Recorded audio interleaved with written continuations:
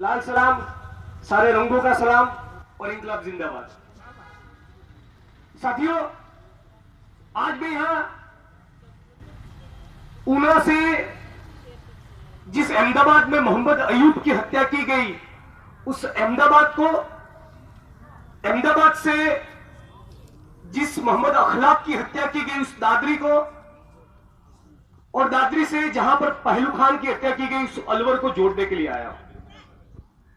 आज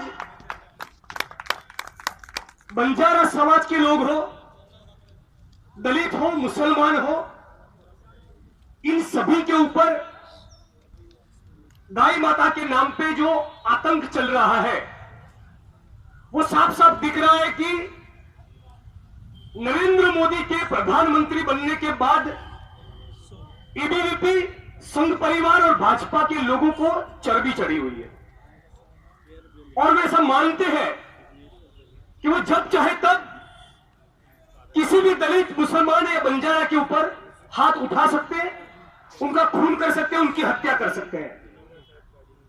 जैसा कि साथी हर्षवर्धन ने बताया था कि ऊना में भी जिन लोगों ने यह अपराध किया, बेगुनाह निर्दोष दलित भाइयों को दिन दहाड़े भर चौराहे गाड़ी से पीटकर, घसीटकर, नंगा करके मारा पीटा, उन्हीं लोगों ने उसका वीडियो बनाया, फिर उस वीडियो को सोशल मीडिया के ऊपर वायरल किया। यानी वो बेखौफ महसूस करते हैं, वो फियरलेस महसूस करते हैं। उनको मालूम है कि जिन शक्ति, जो संघ और भाजपा के लोग राजसत्ता के ऊपर कब्जा जमा कर बैठे हैं, वो पुलिस और प्रशासन को बोल देंगे और हमारा बाल भी बांका नहीं होगा।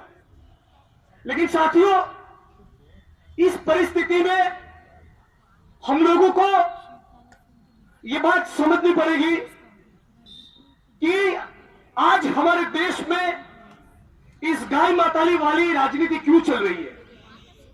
यह बात तो साफ तौर में है कि संघ और भाजपा के लोग, ये कौमवादी, जातिवादी, मनुवादी, पूंजीवादी, फांसीवादी ताकतें इस देश में धर्मनिरपेक्ष सेक्युलर डेमोक्रेसी के बजाय एक हिंदू राष्ट्र को स्थापित करना चाहते हैं। और जैसा कि बाबा साहब अंबेडकर ने कहा था कि यदि ये देश, भारतवर्ष एक हिंदू राष्ट्र बनता है तो केवल दलितों के लिए नहीं, लेकिन इस देश के तमाम जाति और धर्म के लोगों के लिए बेहद खतरनाक साबित होगा। और आज हम लोग यही देख रहे हैं।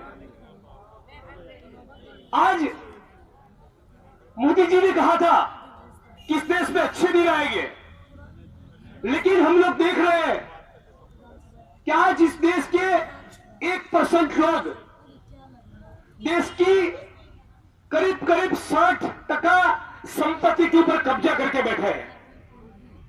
देश के ऊपरी हिस्से के 10% लोग इस देश की 80% से ज्यादा संपत्ति के ऊपर कब्जा जमाए बैठे हैं।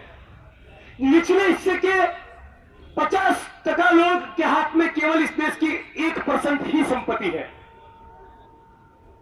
इस देश में हर रोज 9,000 से ज्यादा बच्चे स्वास्थ्य संबंधी बीमारियों की वजह से या कुपोषण का शिकार होकर मरते हैं। पूरी दुनिया में जो लोग कुपोषण का शिकार है, ऐसे हर तीसरे व्यक्ति में, हर तीसरे बच्चे में से एक व्यक्ति या बच्चा इस देश का है। जहां पर मोदी जी ने प्रॉमिस किया था कि वो अच्छे दिन लाएंगे। उन्होंने यह भी कहा था कि वे अंबेडकर के भक्त हैं। तो 56 इंच का चौड़ा सीना रखने वाले इस अंबेडकर भक्त को हम सिर्फ इतना कहना चाहते हैं कि मोदी जी सिर्फ इतना करके दिखाइए कि इस देश में संविधान पूर्ण रूप से लागू हो। सिर्फ इतना कर दीजिए। यह भारत माता और गाय माता वाली जो गंदी राजनीति चल रही है, उसको बंद कर दीजिए। आप सिर्फ इतना कर दीजिए, बड़ी मेहरबानी होगी। आप सिर्फ इतना कर दीजिए कि उस गांव का नाम बताइए जिस गांव में किसान ने आत्महत्या की हो और आपने पूरे जीवन काल के दौरान कभी उसकी मुलाकात ली हो।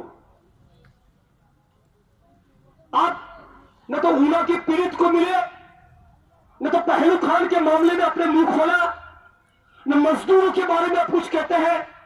आप कन्हैया कुमार और हार्दिक पटेल उसके ऊपर राजद्रोह का आरोप लगाते हैं। और वसुंधरा राजे भी अभी मुंह खोलने को तैयार नहीं। साथियों, कौन सी परिस्थिति का सामना हम लोग कर रहे हैं उसको लेकर आप और मेरे बीच में कोई दो राय नहीं है। सवाल यह है इस परिस्थिति को बदलने के लिए हम लोग प्रपोज क्या करते हैं। जिस तरह से केवल 7% होने के बावजूद गुजरात के हर एक जिले में, हर एक तहसील में, हर एक गांव से हजारों की तादाद में दलितों ने उठ खड़े होकर संघ और भाजपा के मुंह पर जमकर चाटा जड़ा और जिस तरह से नारा दिया कि गाय की पूंछ आप रखो, हमें हमारी जमीन दो, उसी तरह से आज इस जनसभा में मैं प्रस्ताव रखता हूं कि वसुंधरा राजे मुंह नहीं खोल रही ना। हम वसुंधरा राजे, गुजरात के मुख्यमंत्री विजय रूपाणी और उन दोनों का बाप मोदी, तीनों का मुंह खुलवा सकते हैं यदि अलवर से लेकर ऊना तक की एक पदयात्रा हम ऊना के 1 साल के निमित्त पे करें, या फिर हम लोग किसी कोने से निकले पदयात्रा लेकर अहमदाबाद में पहुंचे और एक दूसरी यात्रा अलवर से अहमदाबाद में पहुंचे और इस पर नारा लगाए कि गाय की पूंछ आप रखो, हमें हमारी जमीन दो, गाय की पूंछ आप रखो, हमें 2 करोड़ रोजगार दो, गाय की पूंछ आप रखो, जैसा कि आपने प्रॉमिस दिया था हर साल हमको 3 लाख मकान दो, गाय की पूंछ आप रखो, हमें महंगाई और करप्शन से निजात दो, गाय की पूंछ आप रखो, संविधान को लागू करो। हम जब ये कहते हैं कि गाय की पूंछ आप रखो या गाय माता या भारत माता वाली पॉलिटिक्स बंद करो, तब कहीं ना कहीं हम लोग अपना रिएक्शन देते हैं। जरूरी होता है हमारा रिएक्शन देना, लेकिन उसके साथ साथ हम लोगों को हमारा एजेंडा भी सेट करना है और इसीलिए इस देश का किसान, मजदूर, दलित, मुसलमान, संघर्ष के सारे साथी युवा वर्ग के साथ मिलकर कहेंगे कि मोदी जी सीधा 56 का है तो 2 करोड़ लोगों को रोजगारी दो, 2 करोड़ लोगों को। हम ये कहेंगे, हम लोग हमारे एजेंडा सेट करेंगे।